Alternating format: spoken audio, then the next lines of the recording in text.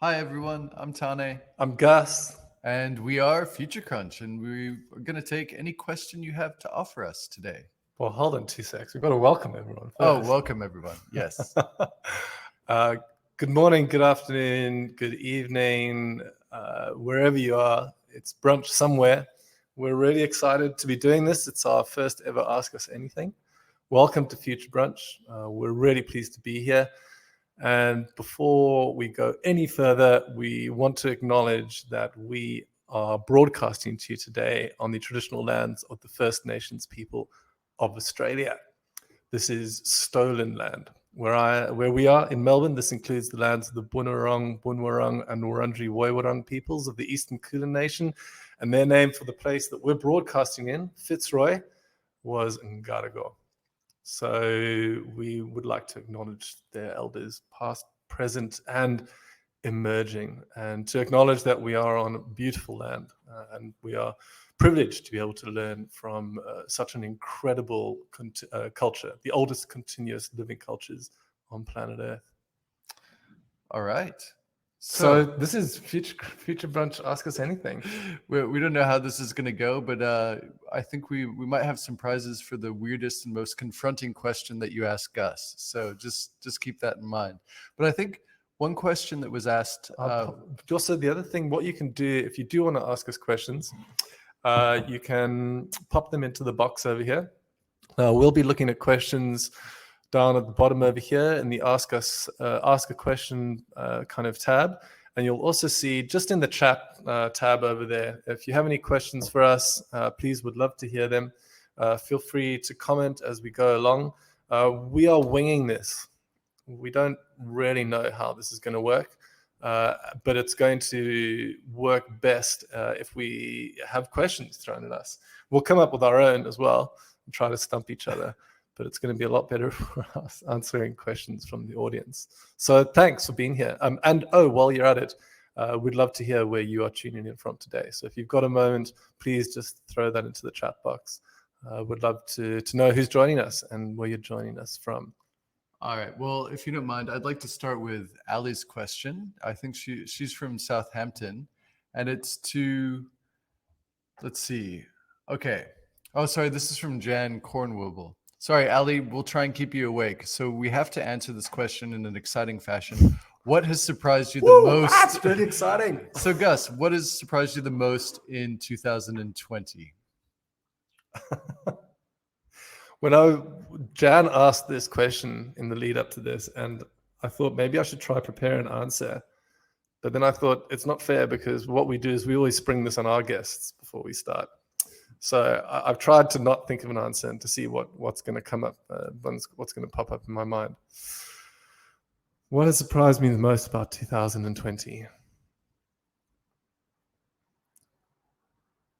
I think what surprised me the most, and it shouldn't have, but what has surprised me the most is the sheer and utter incompetence of people in power. I think this year, more than anything, has taught me, and this is something that I've experienced in various different sort of parts of my professional career, is that no one's really in charge.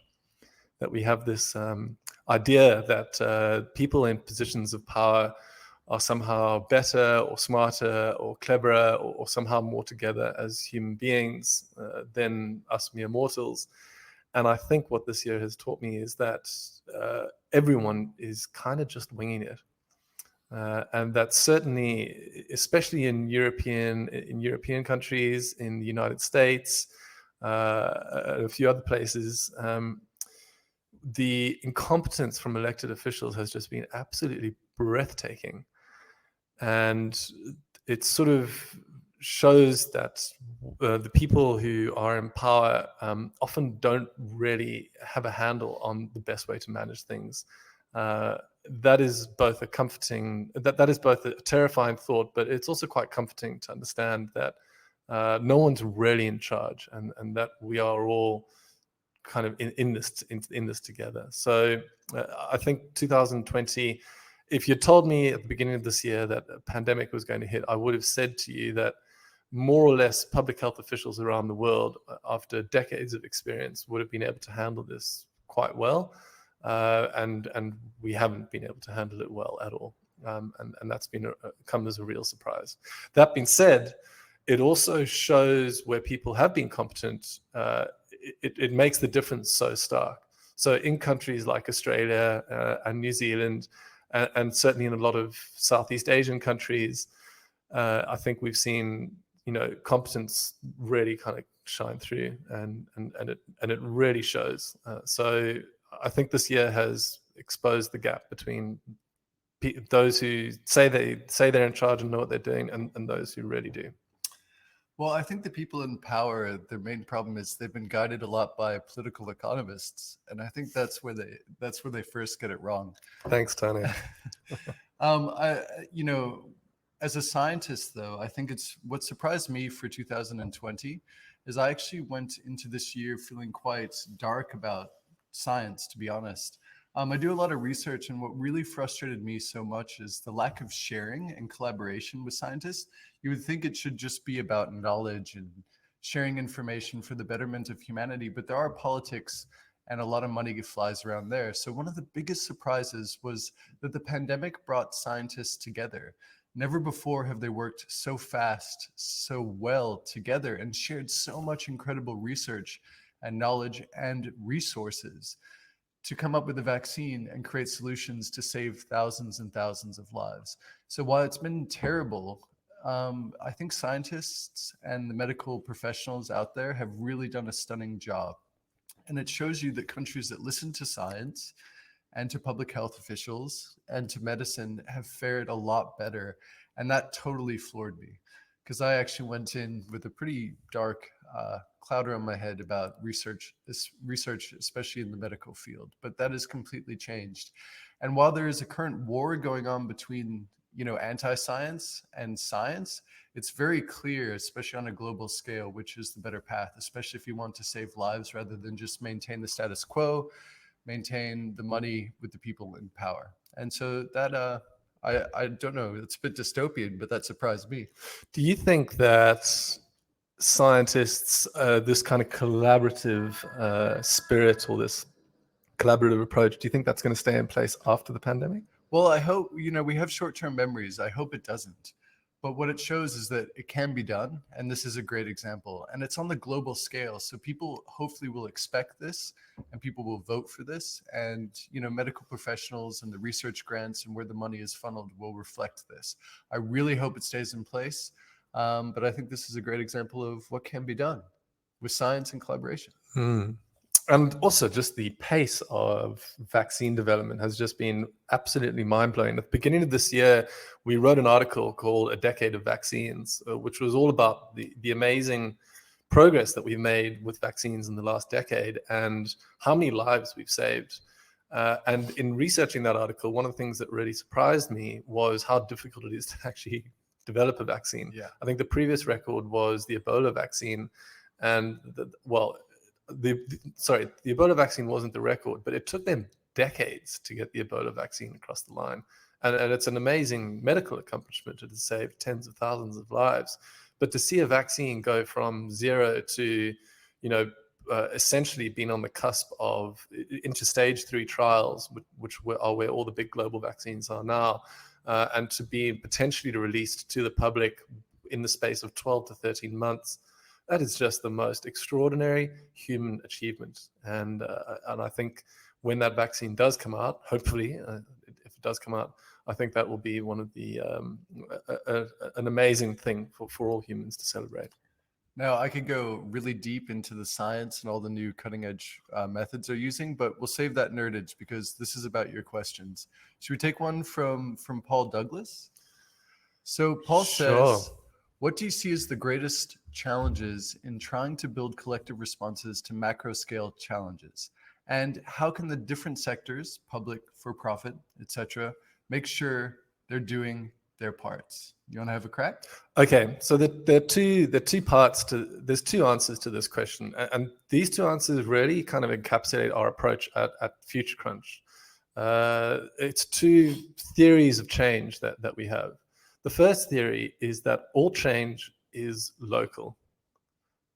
And that might sound kind of counterintuitive, especially when we're in the middle of a global pandemic and we have a global effort, for example, to try and develop a vaccine, or we're facing global challenges like climate change, or we're talking about a global financial system that is incredibly precarious, or we're talking about big economic systems like capitalism that tend to be create huge divisions in society and are inherently unfair. The thing about change, though, is that change that is developed at a global scale it gets implemented differently at the local scale. And that if you're a person who's trying to create change, if you want to change the world or you want to make the world a better place, so many of us kind of feel like we're supposed to make the world a better place, the entire world a better place. And that becomes totally overwhelming. It feels like too much for one person to handle. I personally can't save all the planet's forests. And so therefore, why even bother starting in the first place? Real change, though, if you look at successful conservation efforts, you look at successful clean energy efforts, you look at social justice movements, you look at gender equality movements, all of those big movements all started at the local scale. Clean energy, for example, started out with subsidies in some very small provinces in Germany for clean energy, and that eventually got wrapped onto the national scale. If you look at successful conservation efforts, they always take place at the local scale. Social justice, that doesn't start with changing humanity's attitudes towards the patriarchy or towards race. It starts with changing attitudes within your local sphere of influence. And so if you're a person who's trying to make a change, whether you are public, for-profit, government, corporate, whatever it is, you have to start at the local scale. So start in your immediate sphere of influence. And that can be as immediate as, for example, your family and friends, and then you scale it up from there. And I think when you take these big change problems on at a local scale, they become suddenly a lot more manageable. Eventually, that, of course, scales to global levels. The second part of that answer is something that we have, it's kind of a guiding philosophy of Future Crunch, which is that you don't change things by fighting the existing reality. To change things, you build a new model that makes the existing model obsolete. That is a quote by Buckminster Fuller. It's on all of our merchandise. We quote it in all of our talks. Because it's such a powerful idea. And so that's why in particular we love technology so much, engineering, technology, science and design, and science, because those parts of those disciplines are attempting to create something new that makes the old model obsolete. And the beautiful thing about doing that is that instead of fighting the status quo, you just kind of slip outside that slipstream and you say, look, I'm just going to build something that's better over here. And that's a much better way to affect change, in our opinion. And my favorite example of that is, of course, clean energy, which is that we've been fighting to try and stop carbon emissions for 20, 30, no, 50 years now. We've known about them. And yet the thing that's actually allowing us to turn the corner isn't the political fight and the trying to tell people to consume less or trying to tell people to change their lifestyles. It's that we've created new technologies that make the existing model obsolete. So when you combine those two things together, change is always local. And if you want to change things, build a new model that makes the existing model obsolete, you kind of get Future Crunch, I guess. And that's why we run the charity program that we do. We always try to find very small charities that are using science and technology to do something at a local scale. And so that's our criteria for selecting the charities that we donate our readers' money to. Yeah, but with the hope to have an effect on a global level. We call it globalization. Global. Did you invent that? No, I didn't invent localization. But yeah, think global and also act local. I think that's really important. And it has a bit of, it's become a dirty word used by radical environmentalists. But I think what people forget, it's like the Tanzanian proverb, little by little becomes a lot. And that is so important.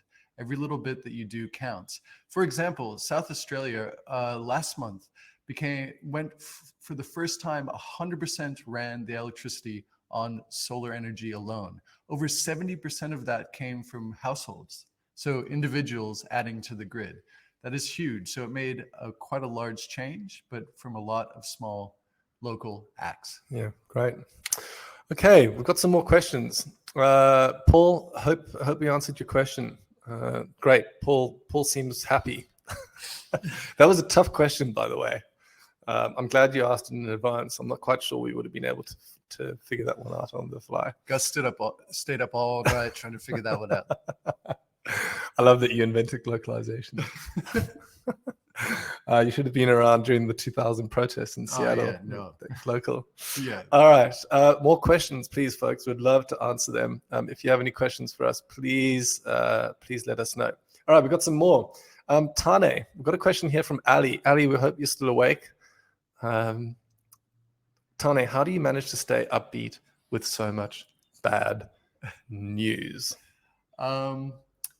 The best way is to not consume so much of it. Be very wary when you're consuming bad news. We like to call it we like to think about how we consume information and news in the form of a diet, just the same way we look at food, or the same way we have an exercise regime. We call it the information diet.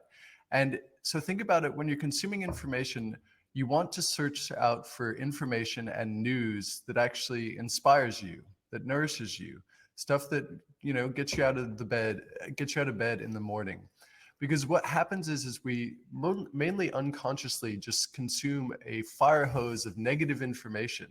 And what that does over time, it makes you feel really apathetic and really negative about the world. And that doesn't inspire change. So think of your information stream and your news media stream like a diet. So what can you use to feed you? Where are the whole grains, the nuts, the fruit, all the good carbs? How can you use information to feed you? If you're always looking at the bad news, you're going to feel pretty bad about it. So the first thing is to be conscious about how you consume your information. And if you're looking for a place to start, we have blogs that were written earlier last year, right? About information diet, with a bunch of resources out there about where we get our information as well. But think about it, you've got to exercise, you've got to actually consciously make an effort. One thing that changed my life was turning off mainstream media, but creating social media feeds and following people from around the world. So I just created a new Twitter account and started following people from every country, every major continent, and every race, every gender, every sexual orientation, even many religions. I love comedians too, especially in different cultures and different religions. You get this, because comedians have really interesting insight and they make it, fun, a little less negative. But if you do that, and across the political spectrum from all over the world, you suddenly get a very different information feed. And that really opens your mind, and it gets away from all essentially the bullshit that's out there that's designed as clickbait to get your attention, and also to make you, eyes fixed, feel bad, and do nothing. I would answer this a different way, Ali, which is that I do get overwhelmed by the bad news. The bad news, it's so difficult to consume, and I actually consume quite a lot of mainstream media because in the researching and writing the newsletter, so I have to read everything, and also sometimes I just can't tear my eyes away. So the answer is that I do get overwhelmed. I read about environmental destruction and the rollback of democracy and the rise of authoritarianism and ecological collapse, and I read about social justice movements kind of being set back through legal kind of court packing. The bad news kind of comes at you, and you can hold it off for a while, and then you just get to this point where it becomes so overwhelming that you despair for the fate of humanity and for the fate of the planet. And that can leave me feeling totally helpless and feeling like we're never going to solve it, though. What helps is having to write the newsletter. So in a sense, Future Crunch is the medicine that I need myself as well. And so in actively researching and seeking out stories of change and good news, it doesn't make the bad news go away, but it kind of balances it out. So it says to me, look, the world is actually a very complicated place. There are terrible things happening, but there are also incredible things happening and a whole range of other things in between. And there are tens of thousands of stories happening simultaneously from every corner of the planet from 7.7 billion people.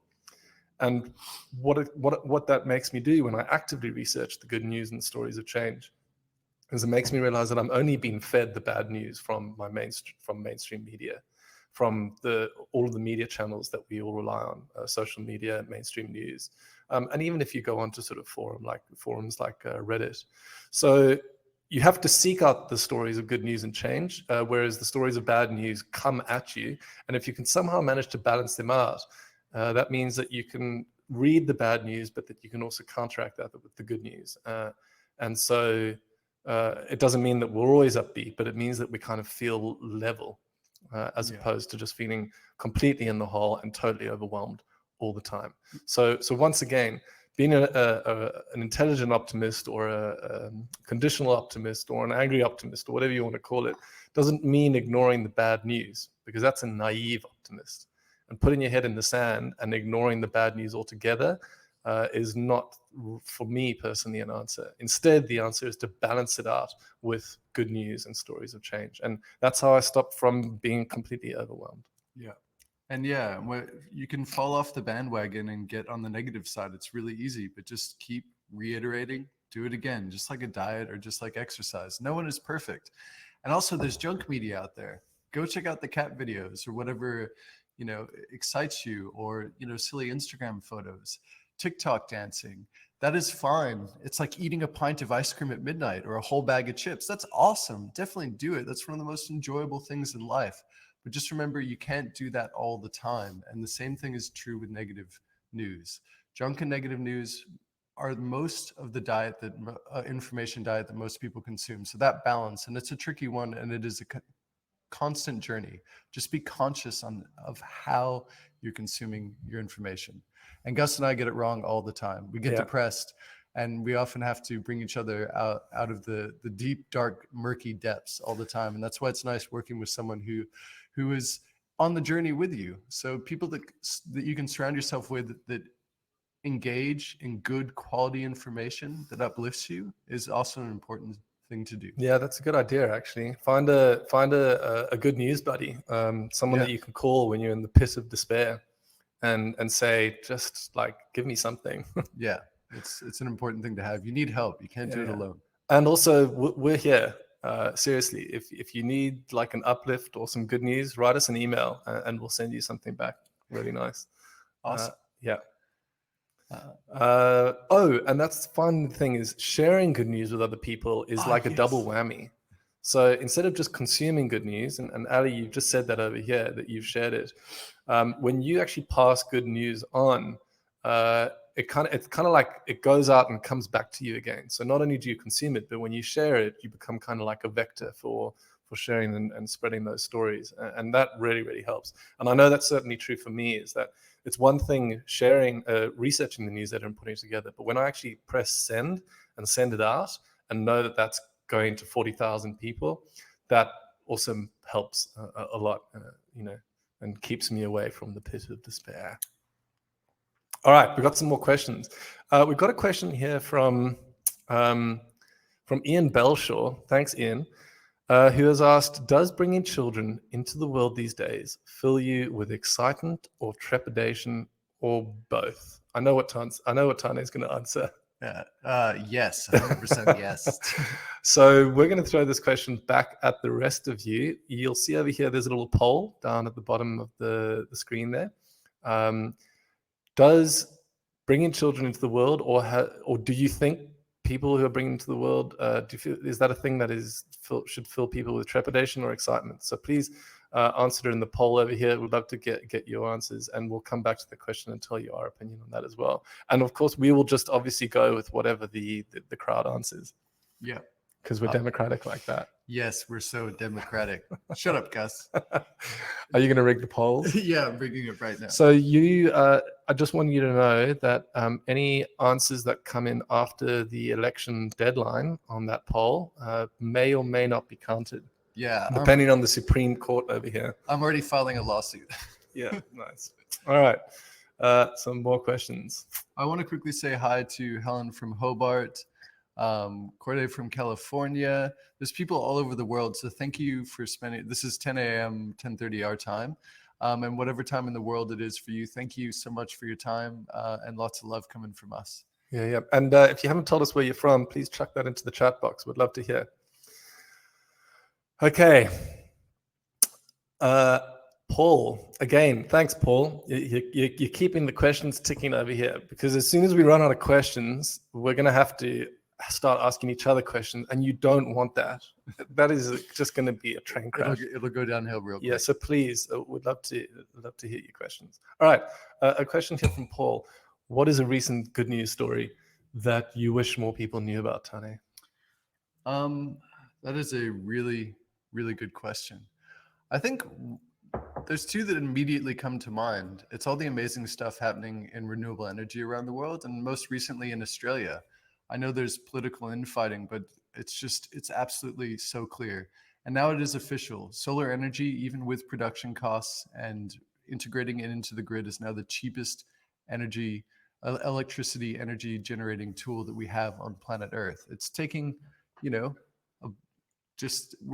look, solar energy right behind us. We're filled with it. We're just taking a book from nature, biomimicry, to take energy from the sun. The other big one, I think, for public health, which might actually save as many, thousands and thousands, if not hundreds of thousands of lives, is how many people have stopped smoking during the COVID-19 crisis. That is going to have a huge ramification down the line for less dealing, I'm in cancer research, dealing with less people having lung cancer. So I think that's really exciting. And especially the youth are quitting. That's going to have effects for decades. So that's pretty exciting. Not something that's talked about a lot. Wow, that was good. Those are good answers. How about you? The smoking one was a really good answer.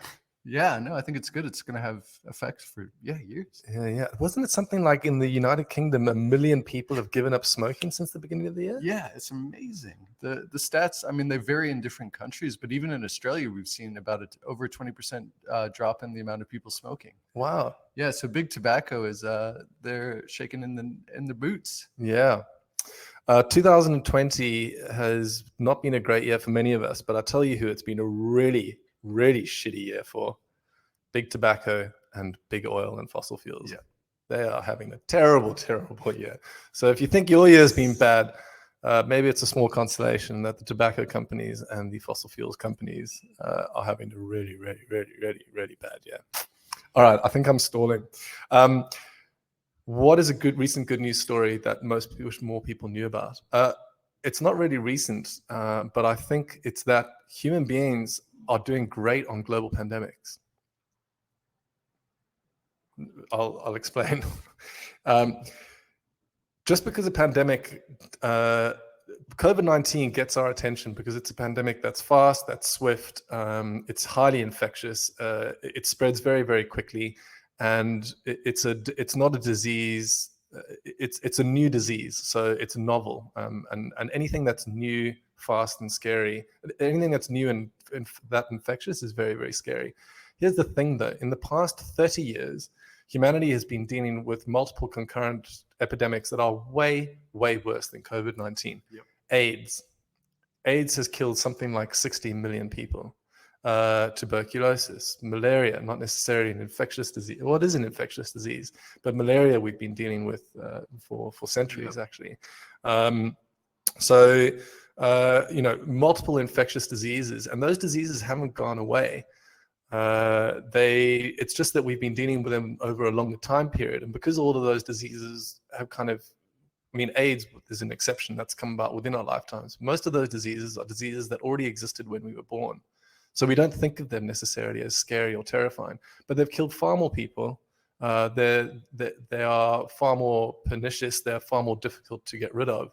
And our success, especially in the last 15 years or so, in tackling those big global epidemics, tuberculosis, AIDS, meningitis, polio, have been absolutely incredible. And the number of lives that we've saved as a result of tackling those epidemics is in the hundreds of millions. So at the risk of sounding, totally kind of utilitarian, where you're just sort of saying lives saved versus, people lost. That's political economist. Yeah, it's not really a way that human beings should be. But It matters. If you're looking at the books, this year COVID-19 looks like it's going to probably kill between, depending on how the vaccine goes, it's going to probably kill between 1.5 to 3.5 million people, which is terrible. I mean, that is absolutely awful. However, at the height of the AIDS pandemic, AIDS was killing 1.5 million people every year. Most of those people were black or brown, so people in the West didn't particularly pay much attention to it. But that doesn't make it any less of a disaster for humanity. So what I would say to you is that the best recent good news story, and recent being in the last decade, is that humanity has been very successful at tackling global pandemics. It's just that we've been tackling those on a much bigger scale over a slower period of time, and those pandemics haven't gotten as much attention in the West. I couldn't agree more. Public health, and a lot of it's volunteer-led, by the way, especially in Africa and in the Middle East. Volunteers are the ones who've been getting out vaccines and preventative health measures to remote villages and educating the communities. So again, that's a sign of globalization, or local action having global effects. Now, Ali is asking, what's the quirkiest good news story you've discovered? And I love this one too. That's before I even saw your answer. This was the seaweed which cuts cow farts by 90%, or cow burps, right? Methane production. And it could have a huge effect. It was actually created here in Australia. I forget the name of the company, but in conjunction with Cyro. And it's a cheap, carbon sequestering, easy to grow seaweed. And that has an incredible option, especially for countries that, have such a big agricultural and livestock component to their economies. That could have a huge effect. I think if it's a small percentage of farmers use this sort of feed with their livestock, they could easily get, 50 to 100 million cars off the road. And that's already in the pipeline in the next 5 to 10 years. So that's a really cool story. And yes, it's just stopping belching and farting, I think, of other livestock. I think that's pretty quirky.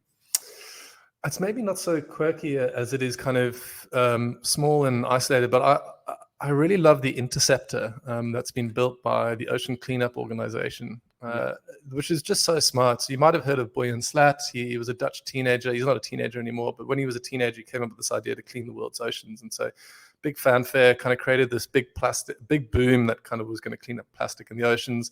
It's been a very difficult engineering challenge. They're still working on it, but unfortunately, they've hit some problems. What I love though is that they've been very smart, and they've said, right, 90% of the world of plastic in the oceans comes from 10 rivers, and 9 of those rivers are in Asia. So instead of just saying, oh my God, plastic's a problem, we need to fix something about it, they've said, let's actually look at the problem with an engineer's mindset. And what they've said is, if we can stop the plastic from those 10 rivers going into the oceans, that's going to have a far bigger effect than any plastic bans or sort of, cleaning up plastic once it gets to the ocean where it's difficult to clear up. So they've invented this thing called the interceptor. They've got 2 interceptors now out in these rivers, which is basically just a long boom that lets all the water as the water's kind of coming down the river, about 80% of the river is covered with this kind of diagonal boom. All the plastic gets shuttled into this like garbage collecting kind of machine. It's all automated. It goes into a pickup truck ready container, and then a pickup truck just has to drive onto the platform, pick up the truck, and take it away. I think it's such an ingenious solution. It's so smart in the way that it tackles the problem right at the kind of bottleneck. And I wish we had more of those kinds of solutions. Yeah, and plastic floats, right? So it just deals with the surface layer of plastic detritus. And the good thing about that is it doesn't mess with the environment. Fish can still go upriver to their breeding grounds and stuff like that. So it's a great solution to a huge environmental problem. Yeah. All right. We've got some more problems over here. Not problems. We've got some more solutions. Questions that we will provide solutions to. All right. By the way, we have, let's do a prize giveaway. I think we should. Well, what's going to be, what do we award it to? To the best question? The best question, the most confronting question that someone asks. The hardest question? The hardest question. Okay. And who decides? The hardest question? Yeah. All right. So whoever asks the hardest question, and that can also be the previous questions, by the way. Yeah. We're going to give away, wait for it, A Future Crunch hoodie. These are collector's items, by the way. I think we're discontinuing this range. So these look very good. Here we go. And it has a guiding quote that Future Crunch lives by. It's got that quote on the back. The Bucky quote. The quote that I said earlier. So this wonderful Future Crunch hoodie, we've got it in medium, small, large, and extra large. Whoever gives us the hardest question, the one that stumps us, we will send you a hoodie wherever you are in the world. And if we're sending it overseas, don't worry, we will pay the carbon. We'll pay the carbon offsets to make sure that we're not adding more carbon to the world. We'll pay for someone to plant some trees somewhere, verified, and to make sure we're not making a big impact. It'll be delivered by boat and cycle. By Tane in person. All right. Don't tempt me. Okay. So we're going to come back to the kids' questions. The best compliment. No. Thank you very much, Kay Moody. The best compliment would be lovely. Best compliment to me. The best compliment to Tane. No, we're going to have to stick with what we went with. Yeah, but thank you. Yeah, thank you very much. But if you feel like complimenting us, though, by the way, please, please, by all means, compliment away. Yeah, don't make it too good, though. Gus tends to get a bit of an ego going on. All right. This is a good one. What would you advise Trump, Biden to concentrate on in the coming year vis-a-vis current worldwide problems? Well, I mean, I think the easy low-hanging fruit are just, global warming and clean energy. I think those are the biggest ones. I don't know if the United States is going to, whether they concentrate on a vaccine or not, it's happening on a global scale. So I'm not sure they should definitely, of course, work on it and pursue a COVID-19 vaccine, but it's really hard to get away from global warming and clean energy, because that has such the ability to make the world better, not only for human beings, but for all our planetary, roommates, all of the plants and the animals that we share this beautiful rock and space with. I would answer. So Trump or Biden have a unique position in the sense that they are the heads of the, still, regardless of what you think of the last 4 years, still the most respected and most powerful democracy in the world. So whoever becomes president, I think one of the things that's already been missing from the last 4 years is that the United States, instead of leading by the power of example, the United States has been leading by the example of power. And that's a very different approach. And the problem with leading through the example of power is that it puts us into a world, into kind of a realist world lens, where it's a zero-sum game, where the gains of one, come at the expense of another. What's been missing in the last 4 years is a collaborative approach to big global problems, and the kind of complete abdication of the United States from the world stage. The leaving of the Paris Accord, cutting funding to the WHO. What on earth is up with that? And also the United States the whittling away of democracy at home domestically has really had a knock-on effect around the world. Authoritarianism is on the rise. People who are willing to exercise kind of naked hard power don't feel like the United States. There's not as much of a check on their power as there used to be. And so really the next 4 years, what we're looking for from the United States is kind of a return, I suppose, to being the country that practices democracy, and that shows the rest of the world that democracy is the way forward. Now, what's quite encouraging is that Biden, if he wins, says that he's going to convene a council of democracies of different countries from around the world. I think that's a very important first step towards stopping the rise of authoritarianism and providing a counterbalance. And I think, sort of returning to an international order that relies on cooperation rather than competition to solve our big problems. Now, we're not naive. That's not just going to be something that's super easy to do. And it's certainly not going to get, overnight get rid of problems like North Korea or China, or get rid of problems like Russia. And it's not going to, sort of get rid of, it's not going to solve climate change and global warming. What it does, though, is it puts us back on track to be able to further down the line to tackle those problems. And I think just stopping the bleeding and getting the United States to return to some form of a democratic example, I think will make a huge difference. Now, one nominee is definitely going to do that. One nominee is definitely not going to do that. I won't say any more about that, but that's my hope, at least. And I will be sitting with my seat on the edge of my seat for the next 4 days. I'm probably not going to sleep watching those results come in. I'm terrified. I'm actually going to do the opposite. I'm going to turn it off because I don't think you're just going to find out the answer when it comes. And I don't know. My mom is like, I'm telling her to back off from it because she's getting really depressed and anxious just watching constant, because they actually live part of the time in New Mexico in the United States. But I would like to change my answer about what I think would make what they should focus on via current worldwide problems. That is, this is a scientific friendly forum. You're allowed to change your mind, change your answers, and backtrack on anything that you say. So yeah, so admit when you're wrong, right? Yeah. I think misinformation is one of the biggest problems facing the world. And I think that is a layer over our democracy. It's a layer over authoritarian regimes as well. And I think if we could make a worldwide committee that actually fact checks information, and just in the same way that sending people, harmful physical things, sending harmful information, it should have a consequence. It doesn't do anyone any good. And currently it's just open season in the world of information. I mean, you can name the obvious ones like QAnon and all that stuff, but misinformation and just saying what you want and big news organizations spreading that information, and also artificial intelligence algorithms doing it as well on a mass scale, leads to less action on climate change, leads to authoritarian regimes, more people getting richer, resources not going to the right place, misinformation about pandemics and leading to the deaths of hundreds of thousands of people potentially. So I would say if we can focus on misinformation and reducing it as much as possible, I think that could have a huge effect on the world. I mean, that'll be really easy, right? To convene a global council where everyone agrees on what's good information and what's misinformation. This is simple, piece of cake. easy. Yeah. Well, I mean, as long as it's true, I mean, science is pretty good at that. So maybe. But what is true, Tane? Well, if it can be replicated and there's evidence for it and enough people come together that are experts in the field and don't completely disagree, then yeah.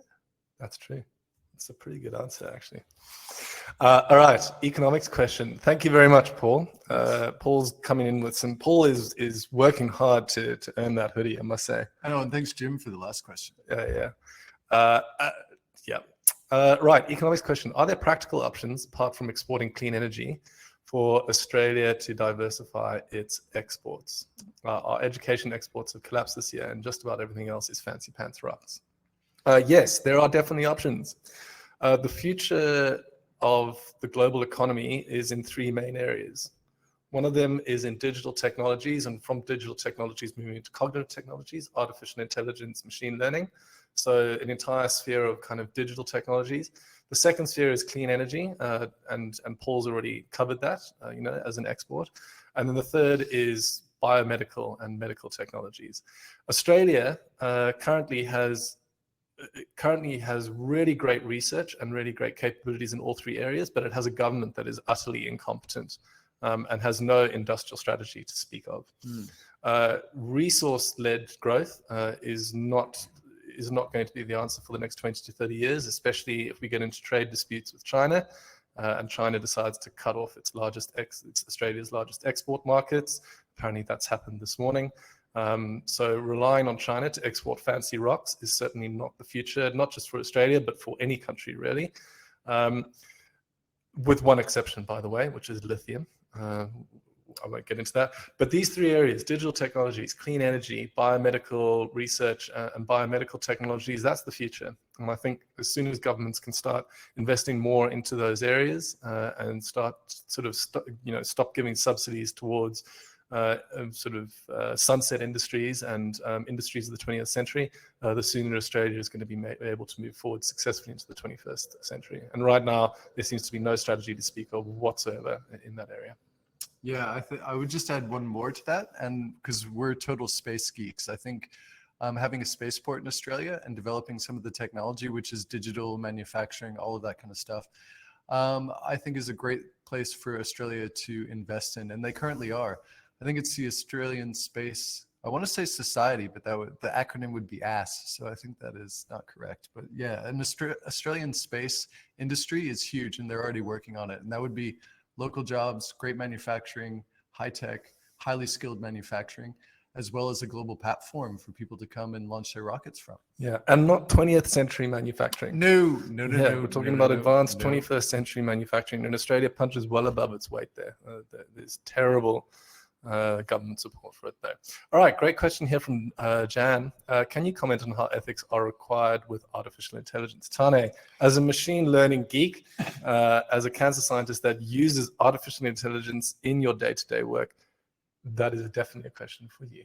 All right, I will answer this in two ways.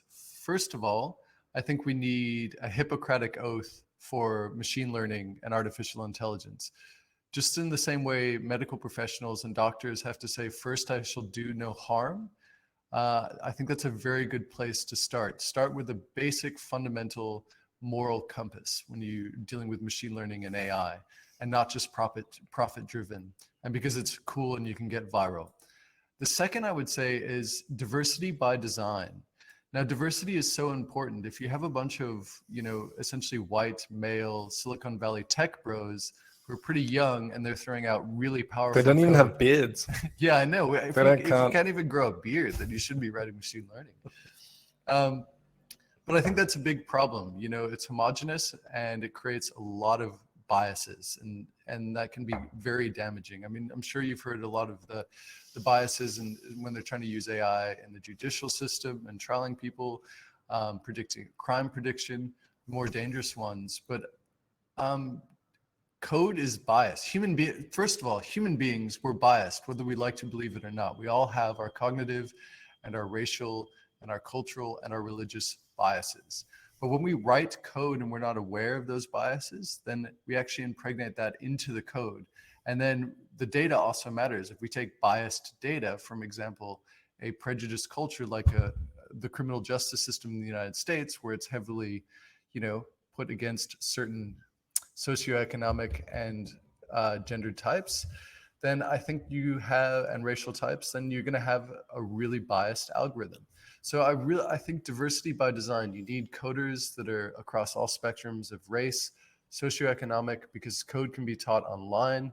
And that diversity by design within coding will not only reduce our biases, but allow us to pick up unconscious biases that have been placed into the code earlier, and so they can do far less damage. And just keep that process going. The more diverse, the better. And an interesting note on code in general, it's mainly a male-dominated world, but actually in double-blind studies, when you're reading code, countless studies have shown that everyone prefers code written by women. It's more elegant and easier to read and better commented. So just hands down, it's been done, like on thousands and thousands and thousands of lines of code, and everyone prefers female code apparently in blind studies. So now, wouldn't you say that you're just further entrenching gender divides by saying code written by women is different to code written by men? No, I think it's more about saying that balance is important, and right now it's really heavy and it's really male dominated, and even the males think that females write better code. I mean, it's not saying all coders should be female, but I think there's an obvious reason to bring some balance in. And are there any safeguards in the medical industry that you could kind of bring into the digital industry to make it safer, or to make it to do less harm? There's two suggestions I would have. One is peer-reviewed code. Have someone else check over it. Have other companies. I mean, you have big international tech companies that are allowed to throw out code without any checks and balances, and they're essentially black boxes, proprietary software that no one else can look under the hood. I think it should all be peer-reviewed. And the other would be peer-reviewed, and I would say like a Hippocratic oath, maybe. Well, I already said Hippocratic oath. All tech companies should have a Hippocratic oath. I think decoupling of personal data. So what we do in science and in the medical field is we actually remove people's names and like their home addresses and their Medicare numbers and their insurance information. If you decouple that in a decentralized way, you actually keep a person's private information safe. And I think that would be a huge, and people are working on it. We just need to get the big companies to do it. Great. Now, folks, it's very exciting. We, in our poll, does bringing children into the world these days fill you with trepidation or excitement? We are neck and neck. So I win, yes. Yeah, the answer is yes. We have 3 votes from each side. So please, we need some deciding votes in there. If you haven't put your answer in, please, we'd like to encourage you. You just got to do it down here. Go to the poll. Would love to hear whether bringing children into the world these days fills people with excitement or trepidation. Let's talk. We've got some more questions here. Let's talk a little bit about. I think there was one right at the top. Rosemary, are you with us? I'm not sure if Rosemary's joined us or not. Let's just have a look and see if Rosemary's here. Yes, Rosemary is live. And Rosemary has asked a question, which is one of the things that she's been curious about is where we track down all of these stories. She thinks we must do an immense amount of reading. So where do we get all of our stories from? And this is from, if people don't know what we're talking about, it's from the newsletter. We're guessing everyone came here from the newsletter. We do a lot of reading on the internet. Most of our best quality information comes from, I know this is going to sound really weird, but from Reddit. So Reddit, if you don't know, it's kind of like the big message board of the internet, or certainly in the English-speaking world. And it's really where kind of everything eventually ends up. It takes a bit of getting used to try and navigate into different fora and figure out which ones work for you and which ones don't. But what I think is so great about Reddit is that it has a kind of an upvoting system. So everyone who's on those different boards kind of votes which content they think is good up to the top. And that kind of gives you an automatic filter for good quality information. Now, that being said, you have to wade through a whole lot of crap on Reddit in order to find some of the good stuff. So you just need to be quite information savvy. And I've been reading the internet since I was 12 years old. So that's just come through experience. The second place that I get all these stories from is from email newsletters. And we could not do Future Crunch without email newsletters. We subscribe to some really fantastic thinkers, other people who are curating and researching stories. And that helps us kind of, again, distinguish the signal from the noise. And what we're going to do for all of our members, our paid members, is we're going to actually share with them our information diet when we switch over to the new paid model, I think in a few weeks' time. And one of our first things we're going to do is give everyone basically a list of all of our favorite information sources, including all of our email newsletters. So yeah, we have to wade through a ton of information. It doesn't feel like work. It feels exciting. I would read that stuff anyway, even if I wasn't doing the newsletter. Times it can be overwhelming, but a lot of the time it's also very exciting. It's like a detective hunt. And it's very helpful if you've got a specific idea in mind. So if I'm searching specifically for good news, that helps me narrow it down in terms of which newsletters I'm subscribing to or which forums I'm going to on Reddit.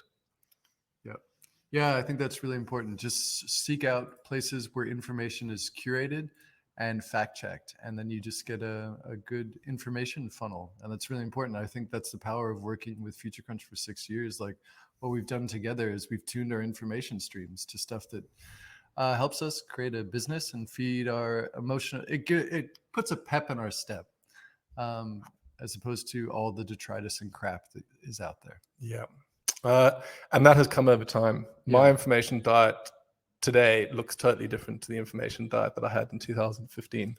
So it's a long-term project. And my information diet today has been refined and honed over many, many different iterations. So it's about saying, I want a better information diet, and then committing to crafting and curating a better information diet over the course of years, rather than just a single decision that takes place in one moment. And I want to just say as well, that is very much how change happens. We all tend to think that change is a destination, But in the Buddhist sense, change is definitely not a destination. There is no destination. It's all about the journey, man. Yeah, we're not heading towards some utopian better world. We're engaged in a process of change, and that process is multifaceted. It comes and it goes. Sometimes we have setbacks, sometimes we have failures, but it's a long-term process. It's not a destination. I know that sounds obvious, and I know that maybe sounds trite, but it's also very true. This is a process that we're all involved in here, and the destination that we're heading to doesn't exist, and the process doesn't stop regardless of what might happen in the elections this week, or what might happen in 10 years' time to the coral reefs, or what might happen in 50 years' time with artificial intelligence. The process is always unfolding, it's always evolving, and it goes in myriad different ways. We cannot predict the future. All we can do is engage in the process itself. Yeah, I think to put it into some context, when Gus and I first met and we formed Future Crunch, I was a tech utopian, essentially a naive optimist in the sense that I was like, technology and science is going to save everything. And Gus, you were pretty down and out, worried about environmental degradation and the clean energy sector, especially in Australia. And over years, we started changing our information streams, and we added layers of nuance. Sometimes it was more constructive and a bit more negative, but over time, we've built this robust amount of research and information streams that really helps us stay optimistic about our future, because we have the tools. We just need to get people engaged in the solutions, not talking about the problems. Okay, so we have an hour for this webinar. If people are okay with this, not that we love the sound of our own voices at all. We might go maybe 5 minutes over if that's okay with everyone. Again, please feel free to leave if you have to, but I think we're going to go to it's now 10:56. I think we're going to go to 11:05. So we've got about 9 minutes left with you here. We will tell you right at the end who's won the jumper.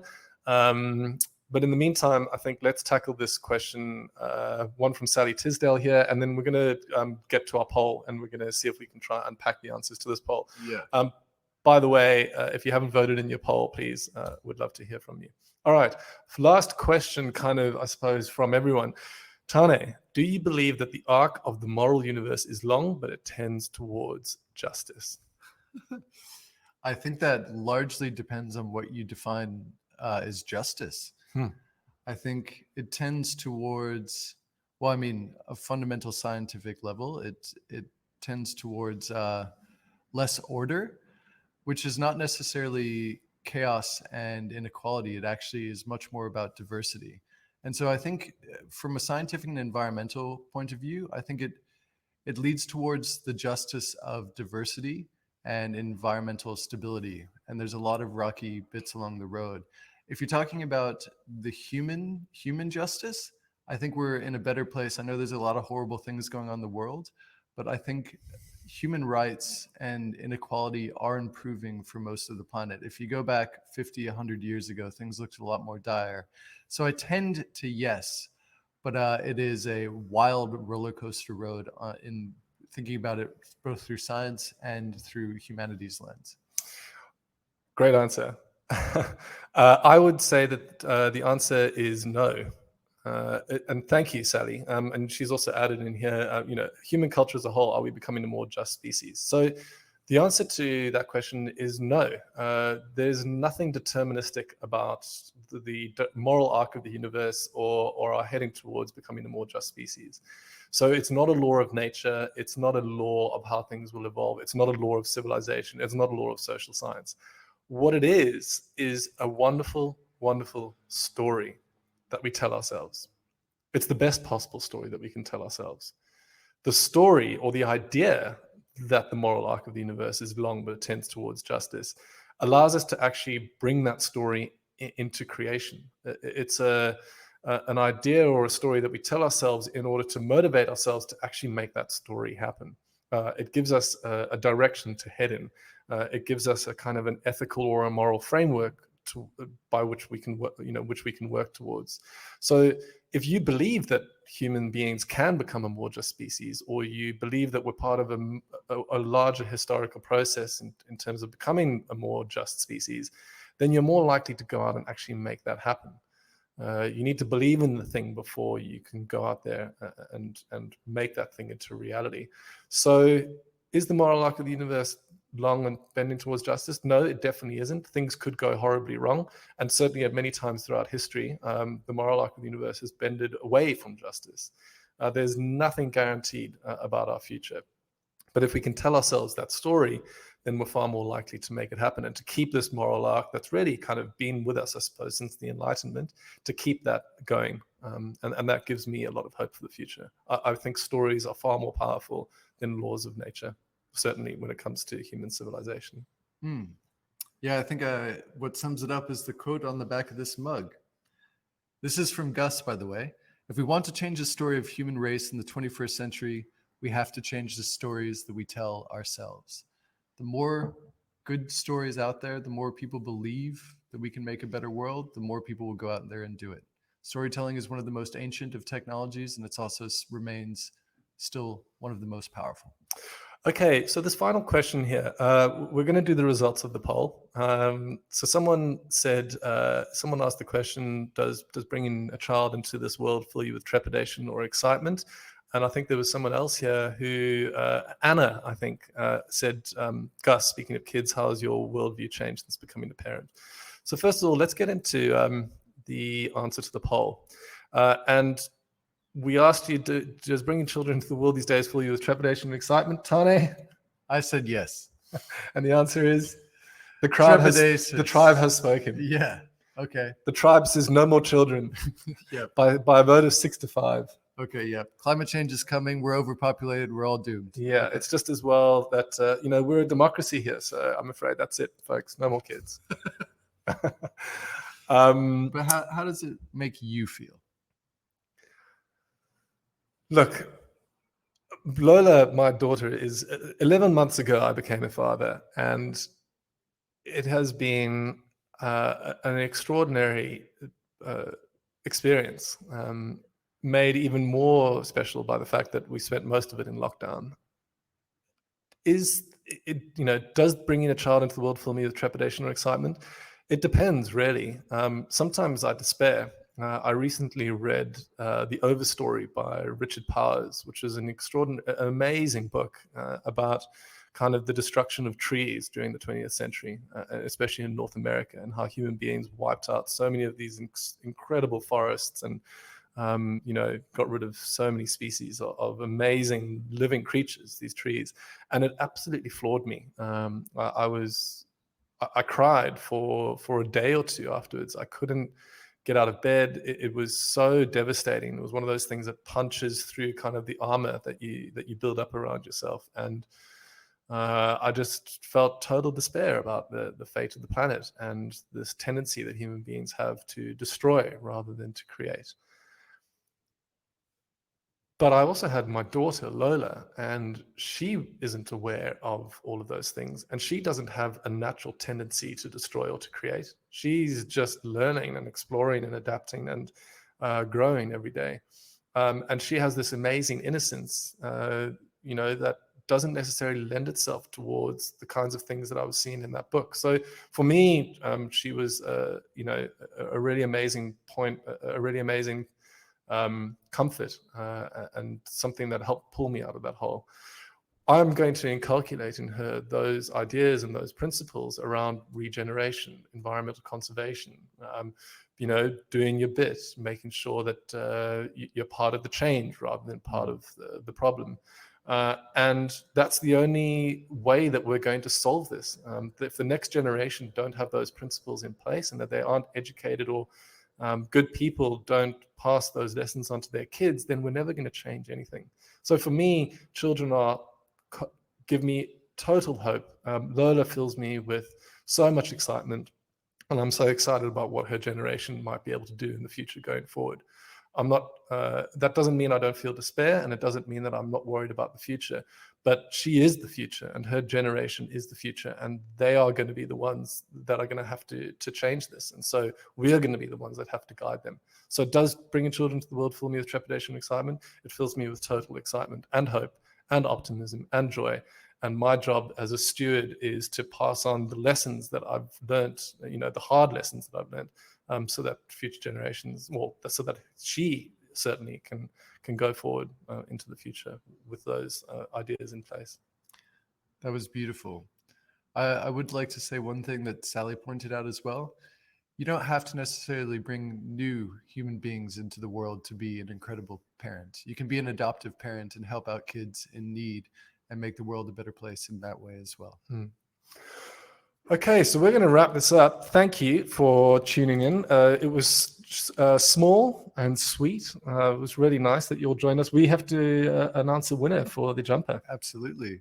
Who do you reckon is going to get it? What was the hardest hitting question? What's the hardest question? I know what the best compliment was. What was the best compliment? Love the beards. What are you hiding under there, Tane? It's a gnarly, horrible chin. A weak chin? No, it's like a smooth baby's bottom.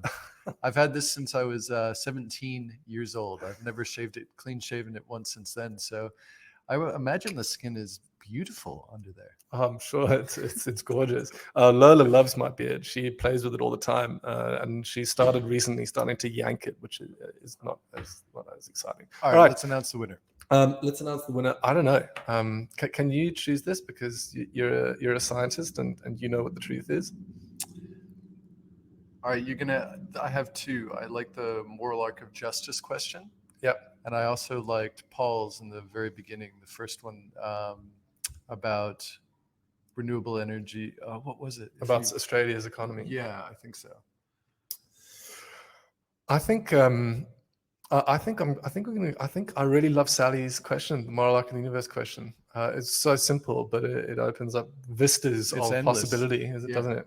I thought that was a fantastic question. So Sally, we are delighted to send you a jumper, or a sweater, as you call it in the United States, or a hoodie, as we call it all over the world.